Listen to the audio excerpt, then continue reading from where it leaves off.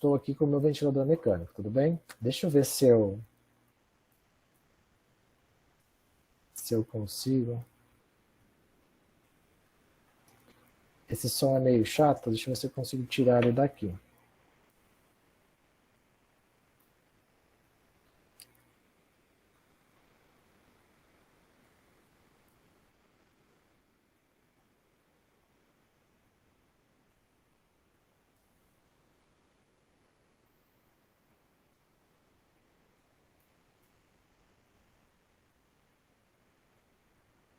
Vocês me ouvem, pessoal? Sim.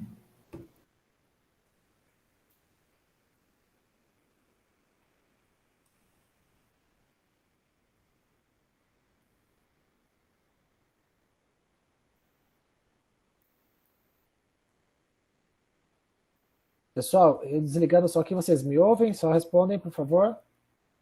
Sim, professor. Tá bom. Então, veja só, olha, ó, eu estou aqui com o meu ventilador mecânico, tudo bem? Então, ó, na hora que eu inspiro, que eu tenho o ciclo respiratório, ele faz uma inspiração. Aqui é pressão. Então, a pressão inspiratória aumenta, depois ela zera de novo. Foi aqueles gráficos que eu falei para vocês. Uma das opções, né, da modalidade, eu ventilar o paciente a volume. Então, o que vai acontecer? Que é a ciclagem a volume que o Bruno perguntou. Eu coloco no ventilador, por exemplo, Bruno, ó, eu quero 500 ml de volume para ser gerado no pulmão desse meu paciente. E aqui, olha só, ele me dá um fluxo, que eu tenho que controlar a velocidade desse fluxo. Então, veja, o que vai acontecer? Se eu coloco 10 frequências respiratórias, então o ciclo vai acontecer em Zies a cada 6 segundos. Tudo bem? Então, o que vai ter aqui?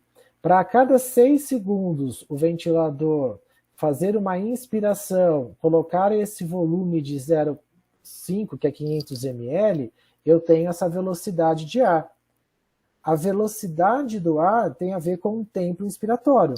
Então, se eu coloco um fluxo muito rápido, o tempo inspiratório vai ser menor, porque o ar vai entrar mais rápido, gerando esse volume que eu pré-determinei. Se eu coloco um fluxo muito lento, esse ar vai entrar muito devagar, esse tempo inspiratório tende a aumentar. Então, por isso que as variáveis de controle nesse aspecto seriam o fluxo e o tempo inspiratório. E a ciclagem vai acontecer quando eu atingir esse volume de 500. Então, começou a inspiração e eu programei meu ventilador para que ele oferte 500 ml para esse meu paciente.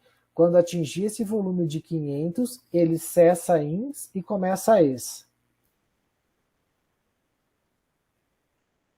Entendi, professor. Mas, o professor, como você sabe que o paciente precisa de 500? Isso, muito bem. Quem perguntou? Fui eu. O Bruno de novo? Uhum. Bruno, nós temos uma condição de ventilar o nosso paciente de 5 a 8 ml por quilograma de peso. Mas é o peso corporal atual? Não, é o peso corporal predito. Por quê, Bruno? Por mais que eu ganhe peso corporal, a minha estrutura anatômica continua a mesma.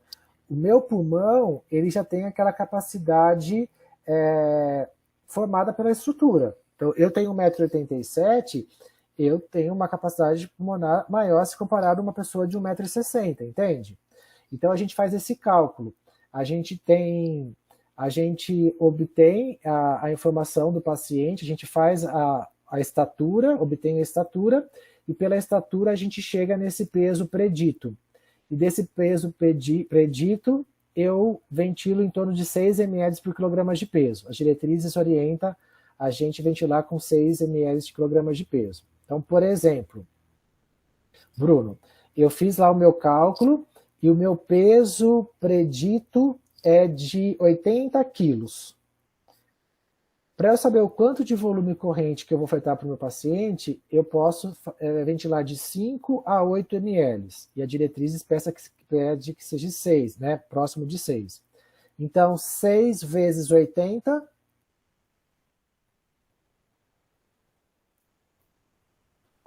480, 480.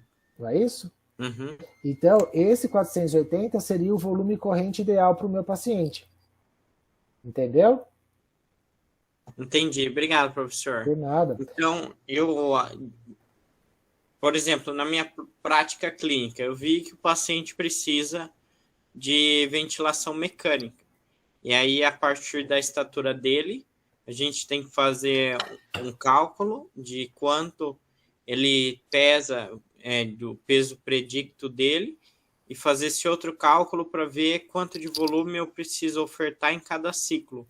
Perfeito. E aí eu regulo a máquina de acordo com esse peso predicto, é isso? Perfeito. É isso mesmo. Você Então, entendeu. Tá. Obrigado, professor. Por nada.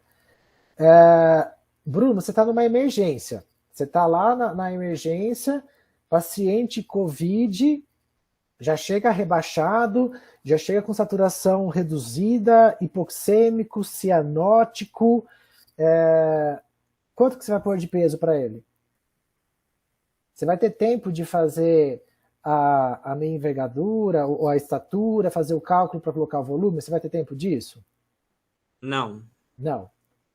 O que a gente tem outra condição? Se você for olhar lá a fisiologia respiratória, um indivíduo adulto, o West, ele fala que o volume corrente de um adulto é de 300 a 500 ml. Então, a princípio, você pode trabalhar dentro dessa faixa, né? E depois você tem um refinamento da sua escolha e da sua conduta. Tudo bem, Bruno? O que eu quero que vocês definitivamente não façam na prática clínica? Olhar o paciente e falar, eu acho que ele tem 100 quilos, eu acho que ele tem 10 quilos, e por ele ser gordo, ele vai precisar de mais volume. Isso é totalmente equivocado, tá bem? Tudo bem, professor. Vamos lá, então. Ó, eu já falei, então, da fase 3, que é a expiratória.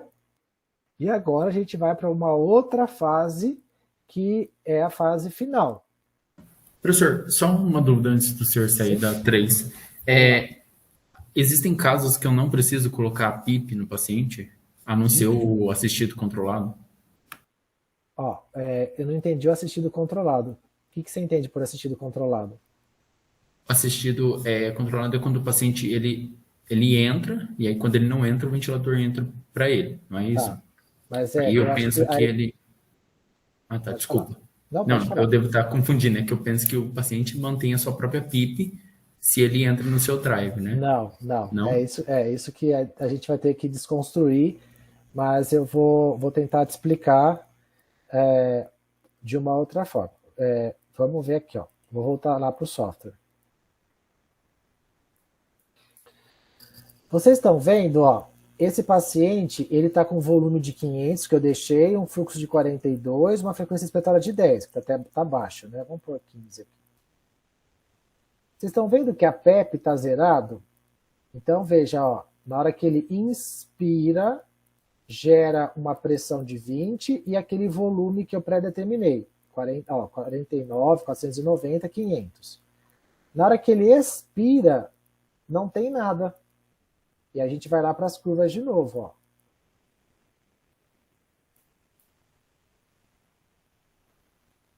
As curvas não querem trabalhar, pessoal.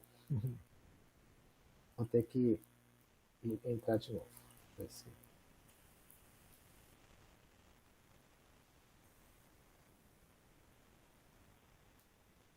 Espera que eu vou ter que abrir de novo.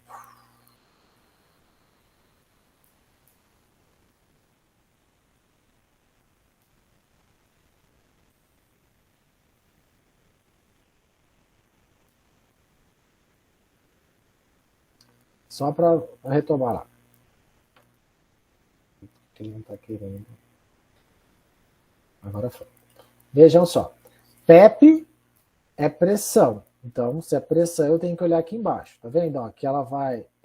no ato inspiratório ela sobe, quando ela zera, na exa ela zera. Por quê? Está sem PEP. Agora, quando eu coloco o PEP, olha, que eu falei que o normal, né? A princípio é de 3 a 5. Olha o que vai acontecer lá com a curva. Olha lá, tá vendo que ele já parte de uma pressão maior e ele volta não mais para o zero. Isso é o sinal da PEP. É a presença de PEP. Para manter esse alvéolo aberto. E aí, como o Bruno perguntou, Bruno, uma das nossas estratégias para reverter, por exemplo, uma telectasia é dar PEP mais alta. Porque aí eu vou recrutando unidades alveolares.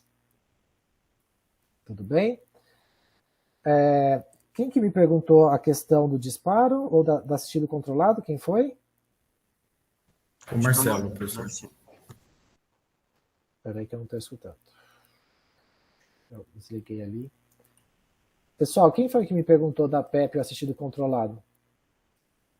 Marcelo. Beleza. O Marcelo, aí adiante eu vou explicar um pouco melhor isso, tudo bem? Então vai acontecer isso aqui agora, que é a questão do disparo. O que a gente já viu? Nós já vimos, então, que um ciclo no ventilador mecânico, ele tem a fase INS, ele tem a ciclagem, que é a transição da INS para ES, tem a expiração. E como que o ventilador vai saber agora que ele tem que parar a ES e começar a INS? A gente denomina isso de disparo. E aí, Marcelo, que vai entrar o que você está me perguntando.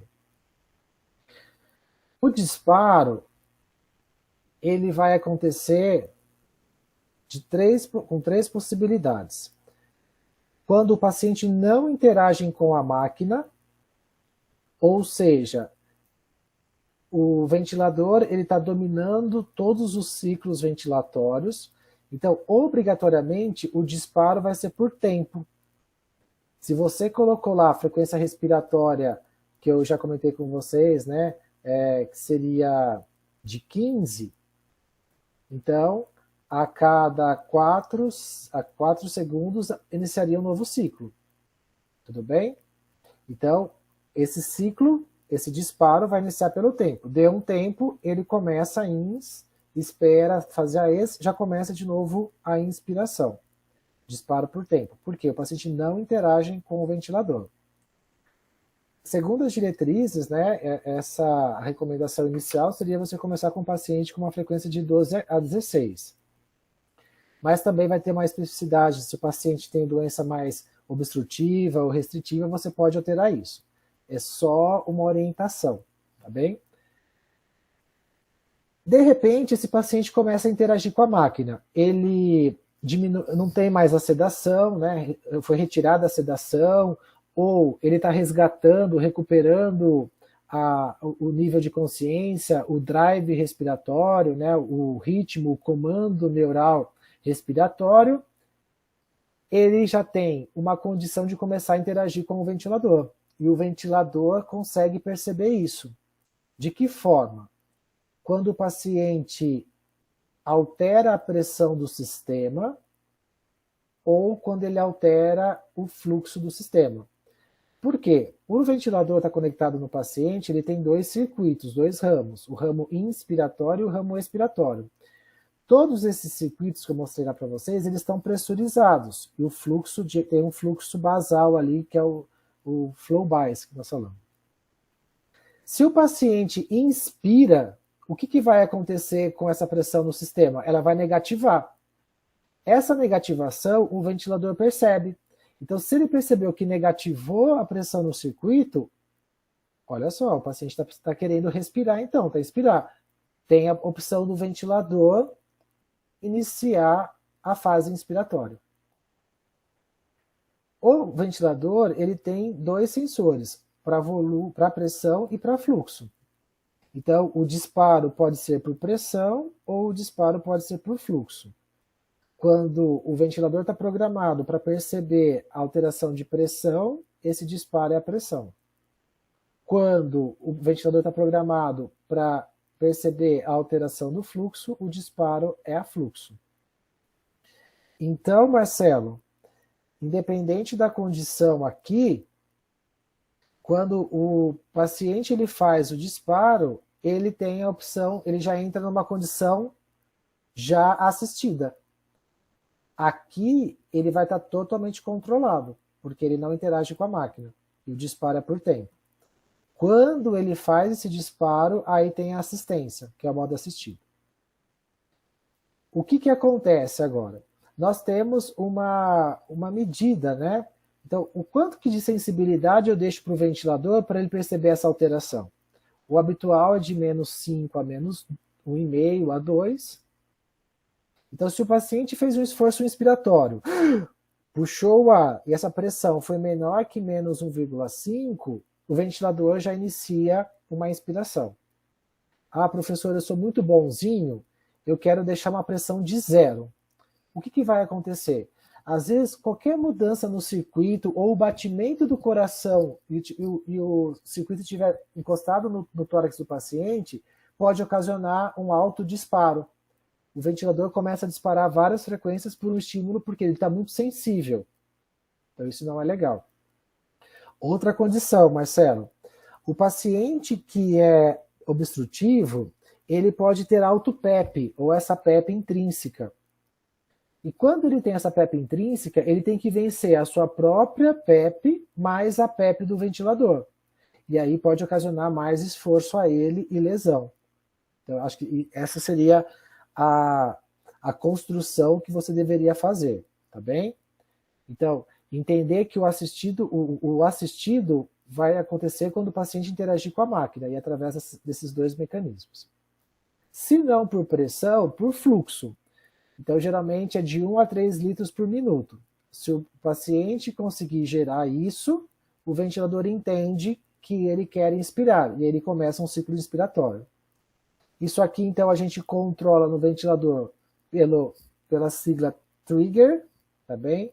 Ou limite de sensibilidade. Vamos ver isso lá no software. Vocês estão vendo aqui, ó, sensitivity, pressão ou fluxo. Então aí eu vou colocar -1,5, né? Aqui fica 0, 0,1, 1,5, ou 1, 2 ou 3 de fluxo. Marcelo, eu consegui explicar e você entendeu essas diferenças? Eu não entendi muito bem, professor, essa questão do paciente ter que vencer a PIP dele mais a PIP do ventilador. E ainda não entendi também como que o paciente não mantém a própria PIP, se ele está no modo assistido. Porque... então esquece os modos, Marcelo. Deixa eu ver se eu consigo. Vamos lá.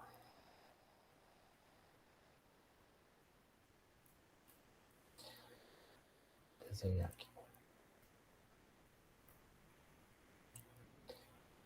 Eu tenho meu alvéolo, tudo bem? Então, na hora que eu inspiro, ele distende, e na hora que eu expiro, ele recolhe. Na hora do recolhimento, a pressão interna vai existir e eu tenho uma pressão externa. Quando essa pressão externa ela se equilibra com a pressão interna, ou seja, eu tenho uma condição de represamento aqui de ar, a gente chama isso de ponto de igual pressão, eu permito que fique uma reserva de ar aqui dentro. Okay? Que a gente chama isso de volume residual. Isso vai acontecer fisiologicamente pelo ponto de igual pressão e pela glote. Sabe quando a gente inspira e a glote fecha? Então, quando ela fecha, ela permite que o ar fique represado ali. Quando você intuba um paciente, para onde vai esse tubo, Marcelo? Para a traqueia. Para a traqueia. E o que vai acontecer com essa glote? Permanecer aberta. Ela vai ficar aberta. Então você começa a perder esses controles de PEP fisiológica. Entende? Você vai perdendo. Então isso aqui seria isso que eu expliquei para você aqui agora, do ponto de igual pressão e da glote, seria essa PEP fisiológica. Se você perde isso, qual que é a tendência da sua via aérea? É a colabar, é fechar. Atelectasia, hipoventilação. Então, obrigatoriamente, você precisa dar um suporte mínimo dessa pressão, que é a PEP. Ficou claro para você isso agora ou não? Sim, agora sim, professor. Sim. Então, agora eu vou explicar outra coisa que você me falou com relação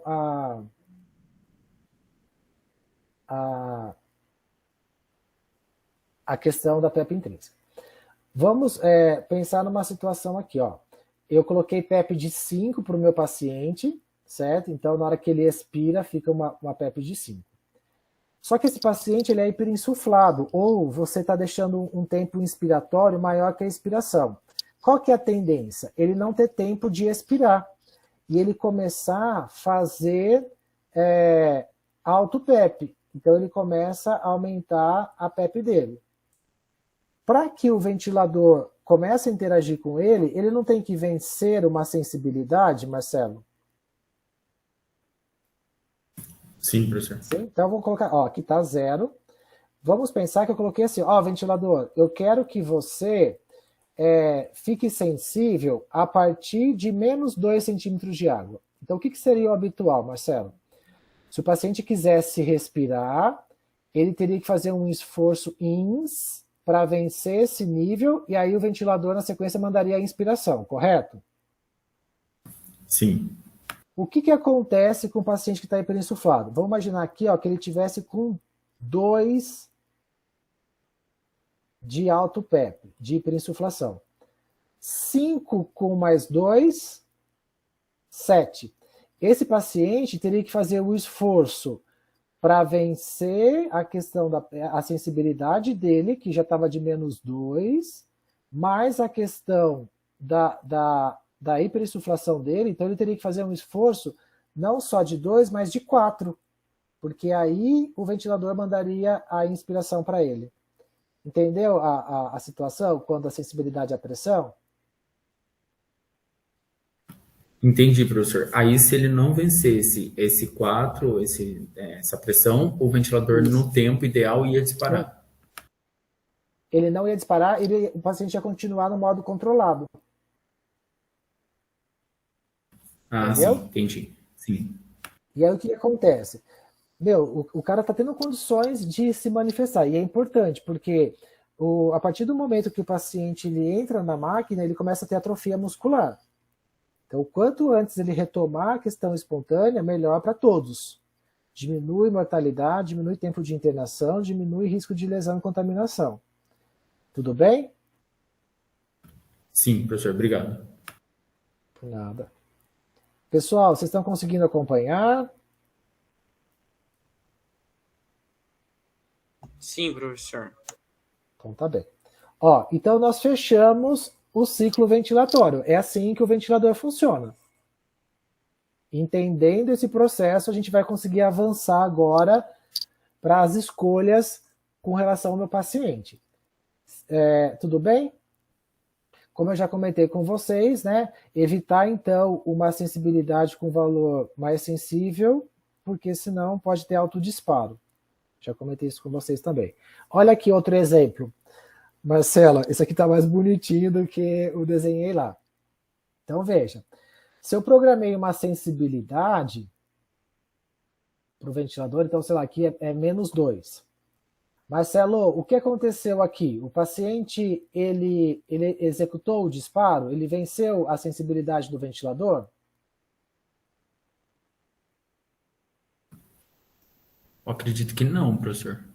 Sim, Marcelo, olha, ele negativou mais do que a sensibilidade estava programada.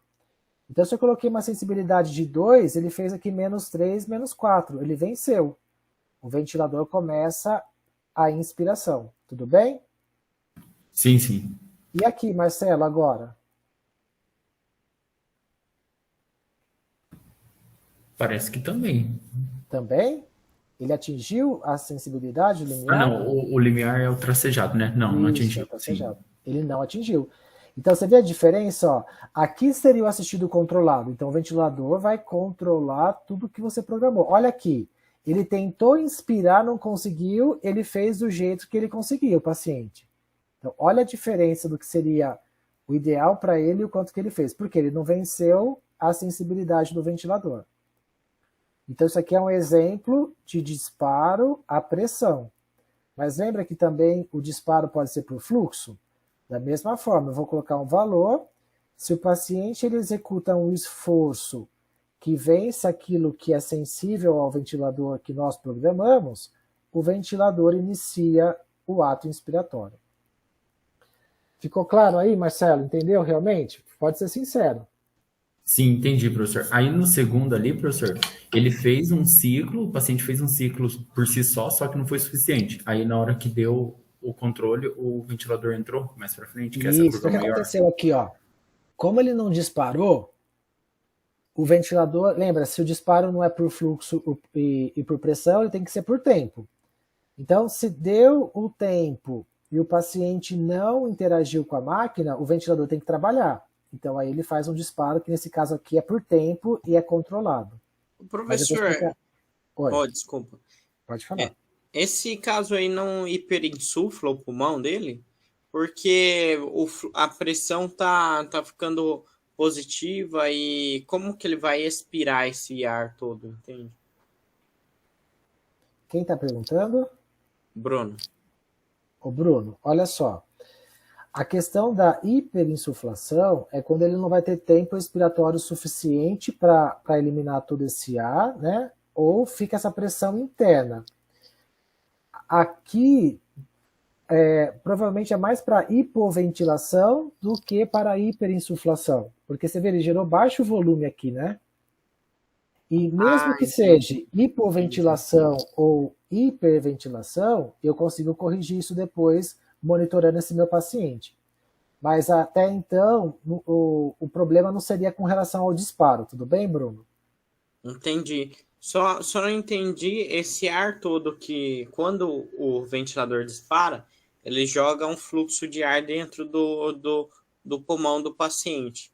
E quando isso vai sair? Porque a expiração do paciente, a pressão está bem, ele não está conseguindo atingir o limiar. Então, como que a gente consegue saber clinicamente se ele está retendo esse ar ou se a expiração dele está sendo suficiente para eliminar esse ar que o ventilador joga dentro dele, mais aquele que ele tentou inspirar? Vamos lá. Bruno, tem duas coisas. Primeiro, no ventilador, quando você, dependendo da modalidade que você tem, ó, ele consegue me mostrar o volume inspirado e o volume expirado. Então, o que eu espero? Que o volume que está inspirando seja o mesmo expirado. Então, eu já te respondo o que você já me disse com relação a volume. Tudo bem? Então, como eu tenho os ramos INS e ES, eu tenho sensores, ele consegue me dar essa informação. Agora, se eu começo a aumentar o volume inspiratório, ele começa a ser muito maior que o volume expiratório, então significa que está retendo esse ar ali dentro. O volume está sendo muito maior. Eu tenho que investigar o que está acontecendo. Isso é um ponto, volume. Entendi, isso aí já responde. Com relação à pressão, né, ou à hiperinsuflação no sentido de alto PEP, nós temos a gente tem umas medidas que a gente faz. Na expiração, a gente aperta a pausa expiratória, e aqui o manômetro, ele mostra o quanto de pressão além do que está sendo afetado pelo ventilador, que aí eu considero como alto PEP. E nessas curvas aqui do ventilador, eu também consigo identificar isso. O que acontece? A curva de fluxo, aqui está a pressão, aqui ó. O que eu espero? Que a curva de fluxo, ela zere e ela volte aqui para o zero de novo, né? Por quê? Porque aí eu sei que todo o ar saiu. Então, ele estava zero, depois voltou para o zero. Se essa curva, a inspiração, ela começa antes de chegar no zero, é um indício de hiperinsuflação também. Então, eu tenho registros, eu tenho medidas quantitativas e visuais para identificar tanto a questão do volume retido, quanto a questão da PEP retida. Respondi, Bruno? Entendi. Obrigado, professor. Alô? Oi? Obrigado, professor. Professor, eu tenho só uma última dúvida para ver se eu entendi. Tá bem. O paciente, ele tanto como pressão e fluxo, ele pode me dar o disparo. E se aí o paciente não dá o disparo por pressão ou fluxo, a máquina entra por tempo dando o disparo, é isso? Perfeito, é isso E mesmo. quando é por pressão ou fluxo do próprio paciente, é assistido porque é o paciente que tá Interagindo com a máquina. dando o disparo, é isso? Isso mesmo. Tá bom, obrigada. Quem está falando? É a Alice. Como? Alice. Alice. Isso mesmo, Alice. Parabéns. Obrigada, professor. Fiquem tranquilas para perguntar. Eu vou falar disso mais para frente, mas é que vocês estão adiantando e eu estou indo junto com vocês. Mas eu vou retomar também isso, Alice. Tudo bem aqui, pessoal? Professor, é o Marcelo de novo. Só mais uma dúvida nisso. Se o paciente não atingiu o limiar de sensibilidade nesse gráfico, segundo gráfico de pressão aqui, e eu vejo que ele está entrando, compensa eu aumentar, diminuir esse limiar, no caso? Né? Isso, então, essa é a ideia. Lembra que eu acabei de falar para vocês aqui, ó, legal que ele interaja. Só que se você deixar a sensibilidade muito baixa, Marcelo, o que vai acontecer? Pode ser que o ventilador comece a fazer autodisparo. Então, sei lá, você programou 15 frequências respiratórias no ventilador, o paciente está fazendo mais 5. Então, 15 com mais 5, 20 no total. De repente, começa lá 30, 40 de frequência respiratória. Por quê? O ventilador está tão sensível que qualquer mudança ali naquele circuito, ou esforço do paciente, ele já vai ampliando essas frequências respiratórias. Mas está perfeito o teu raciocínio. Então, o único cuidado você diminui essa sensibilidade do ventilador, entretanto, tome cuidado para que não faça autodisparo. Tudo bem? Perfeito, obrigado, professor. Isso, pessoal, muito legal. Vocês estão tendo um raciocínio fantástico. Excelente, parabéns. E aí a gente chega então para entender os modos e modalidades. Eu vou passar para vocês, a proposta hoje é falar dos modos convencionais ou básicos. Depois tem os modos avançados, que são outras tecnologias com ventiladores com mais recursos. Tudo bem? Então, isso aqui é o básico para vocês entenderem e introdução à ventilação mecânica. Então, o que vai acontecer? Nós, como profissionais, e as características do meu paciente. O meu paciente ele vai ter uma respiração espontânea a partir do momento que a musculatura dele seja suficiente e o drive respiratório, o controle respiratório esteja intacto. É o que nós estamos agora. Mas o paciente ele pode estar em ventilação mecânica e nessa condição também. O ideal é retirá-lo o mais rápido. Outra situação o paciente está com musculatura respiratória paralisada, seja por medicamentos, um neurobloqueador, seja por fraqueza muscular. Isso é ruim.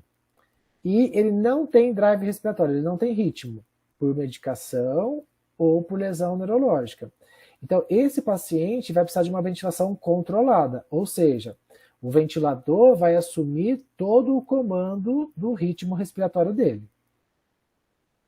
E uma outra situação, o paciente está fraco, a musculatura, mas ele tem um pouco do drive respiratório, está um pouco alterado, está instável. A gente consegue fazer uma mistura, um pouco controlado e um pouco espontâneo ou assistido. E numa outra condição o paciente ele já tem respiração espontânea, ou seja, o drive respiratório dele está intacto, mas ele está fraco ainda. Ele precisa de um suporte. E é isso que a gente vai aprender a partir de agora. Então, observem as possibilidades que eu posso encontrar nesse meu paciente. Então, aqui é o paciente em coma profundo, é o paciente pós-cirúrgico, é o paciente COVID que acabou de ser entubado, que o médico passa sedação e neurobloqueador para poder entubar e não ter dispersão de aerossol, e esse cara vai ficar dependendo da máquina. Depois ele começa a acordar, passar o efeito da medicação, ele já começa a ter um pouco de interação. Ele readquiriu, o processo inflamatório infeccioso da COVID passou, não ficou sequela e lesão, seja neurológica ou respiratória, esse paciente ele já pode começar a iniciar a respiração espontânea com o suporte. Passou desse suporte, a musculatura foi readquirida, o drive está estável, respiração espontânea, extubação, retirada da ventilação mecânica. Vamos em frente. Então, os modos e modalidades, eles vão estar relacionados com o disparo e a ciclagem, seja do paciente, que aí tem a ver com o trigger, né, que é a sensibilidade, a força inspiratória, e o drive, o ritmo respiratório dele, controle respiratório. Então, pode ser pela máquina, disparo por tempo, ou pode ser pelo paciente, fluxo ou pressão, e a ciclagem. Se eu quero que o ventilador interrompa a INS por tempo, por pressão, por fluxo ou por volume.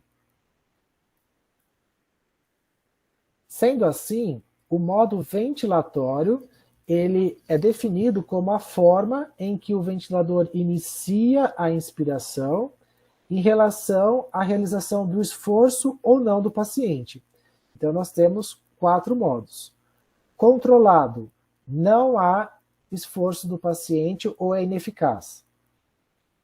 O assistido, a gente nem mais utiliza, que já vai direto para o assistido controlado, que é o paciente interage com a máquina, só que ainda ele permanece numa condição de ficar suscetível a tudo que o ventilador tinha sido programado.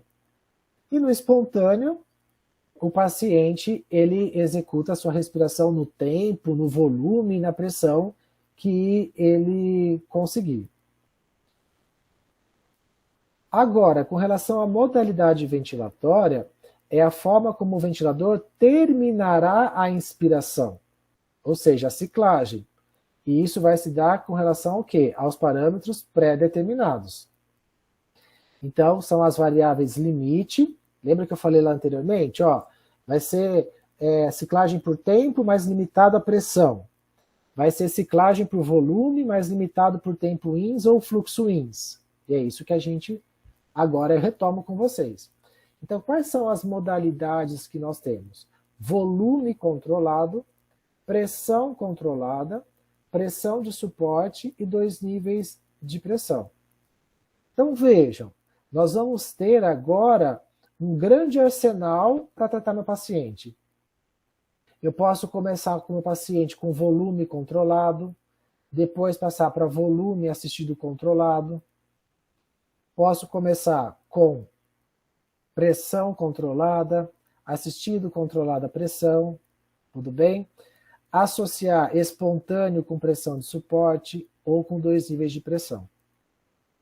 Agora a gente vai começar a entender essas situações. Então, Marcelo, quando você fala da questão do assistido, é pelo disparo, tá bem?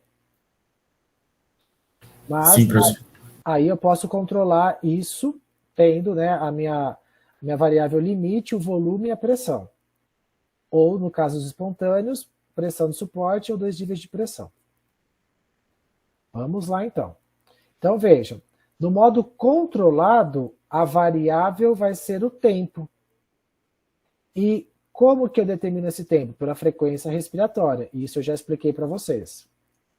Então, independe do esforço do paciente. Esse paciente não consegue interagir com a máquina, ele não tem esforço, ele não tem trigger, ele não tem drive. Então, por isso que é o modo controlado. O modo assistido, assistido controlado ou espontâneo, no assistido, o paciente interage com a máquina, mas aquelas variáveis que eu pré-programei, elas vão continuar. O paciente não consegue modificar aquilo. Então, por exemplo, o paciente, habitualmente, ele faz um tempo inspiratório de 0,8, mas o ventilador eu coloquei 1,2. Ele interage com a máquina, ele faz esse início, mas o ventilador vai manter 1,2 de tempo inspiratório, se essa é a variável que eu tenho de controle. Nos espontâneos, o paciente fica livre, como eu já comentei. Depois vai ter um recurso que vai ajudar também nesse espontâneo, caso ele precise, tá? Então, a inspiração começa quando se alcança a sensibilidade pré-determinada, que é por pressão ou por fluxo. Então, vejam aqui. Eu tenho um gráfico que é do modo volume, tá bem? A modalidade volume. Nesse caso, como eu controlo o volume sempre vai ser o mesmo. A ciclagem vai acontecer pelo volume que eu pré-determinei. A pressão ela pode variar, porque vai depender da impedância. Mas por que é modo controlado? Porque, veja, ao iniciar a inspiração, não teve alteração do fluxo e não teve alteração da pressão. Se o disparo não for por pressão, não for por fluxo, ele só pode ser o disparo por tempo, então. Então é o modo controlado. No modo assistido, obrigatoriamente eu tenho que ter um disparo. Ele pode ser, então, por pressão ou por fluxo. No caso aqui, o fluxo não alterou e a pressão alterou. Então, atingiu a pressão, começou a inspiração. Por isso que ele é assistido. Mas vocês viram que o volume continuou o mesmo? Por quê? Estava dentro de uma condição de modalidade a volume. Na espontânea, eu já tenho as mudanças nas formas do fluxo e da pressão, porque vai ficar mais fisiológico ao paciente. E aí o volume ele pode alterar, dependendo da condição do meu paciente. Dessa forma, quando tiver a interação do ventilador, a gente chama isso de mandatória. Ela vai ser contínua quando tiver, né, o modo controlado, o disparo por tempo. Então, os ciclos ventilatórios são disparados ou ciclados pelo ventilador. O disparo, que é a pressão negativa ao fluxo do paciente, só vai acontecer, e aí, se isso acontecer, o modo é assistido ou assistido controlado. E quando eu tenho, então, a modalidade ou ventilação mandatória contínua, ou ventilação, volume controlado ou assistido controlado, que a sigla que a gente muitas vezes utiliza é VCV ou VMCV, tá bem? Os ciclos mandatórios têm como variável controle quem? O volume. Então, eu vou programar no ventilador o volume, atingiu aquele volume, ele para a ins, começa a ex. Para que esse volume seja alcançado, eu tenho que controlar o fluxo, tudo bem? Então, por isso que ele é limitado a fluxo ou tempo inspiratório, e a ciclagem é a volume. Então, vamos lá para o exemplo para vocês.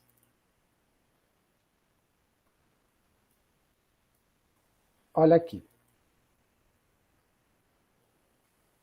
Eu vou colocar uma situação.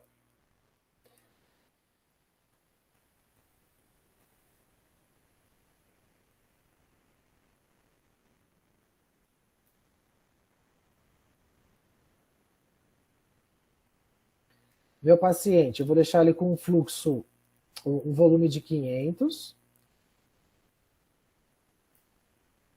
um fluxo de 40. Então, aqui tem ventiladores que vão me dar a opção de controlar o fluxo ou o tempo ins.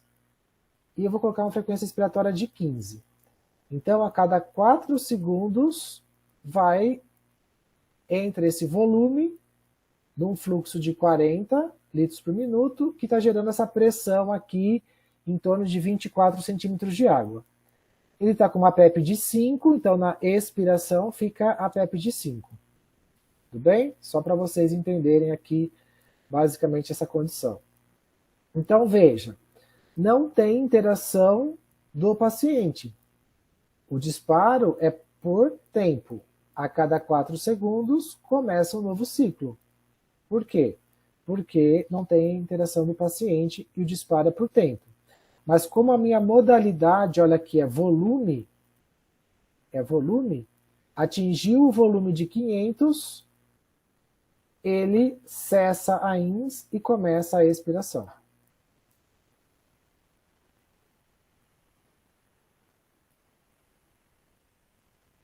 E quando eu tenho o modo controlado, ou PCV, não tem interação do paciente com a máquina, os ciclos mandatórios têm como variável controle, né, a questão da pressão em si, mas prestem atenção. A ciclagem é pelo tempo e a pressão ela fica limitada. O fluxo de ar é livre e desacelerado. Olha aqui agora, então, o que vai acontecer? Não quero ventilar mais meu paciente a volume, eu vou ventilar ele a pressão. Então, eu vou trazer ele para cá. Ó. Olha aqui, abriu o tempo inspiratório para eu ajustar. E a pressão que eu quero. Então, o que vai acontecer? Olha só, ele está aqui no modo assistido controlado, a pressão. Bruno, como que eu sei que ele está controlado, então? Olha só, a frequência respiratória que eu coloquei de 15 é a mesma da respiração total. Se o ventilador está fazendo 15 e a total está 15, significa que ele está controlado, ele não está interagindo com a máquina. Então, nesse caso, agora eu estou ventilando meu paciente a pressão. Então, o ventilador vai injetando ar, deu tempo lá, né, de 4 segundos, ele começa a injetar ar, vai atingir uma pressão de 20, só que ele só vai parar a INS e começar a ES quando atingir o tempo inspiratório de 0,55. Vejam só, presta atenção aqui, ó. Com um tempo de 0,55. Agora eu vou colocar um tempo de 1,2. Olha lá, a pressão vai ficar cravada em 20, olha, mas olha quanto tempo ele ficou mais. Perceberam a diferença? Por quê? A ciclagem é a tempo, mas a pressão fica limitada. Se eu colocar 22 aqui, 23, ó, ele vai para 23. Ele não passa disso, ele crava nisso.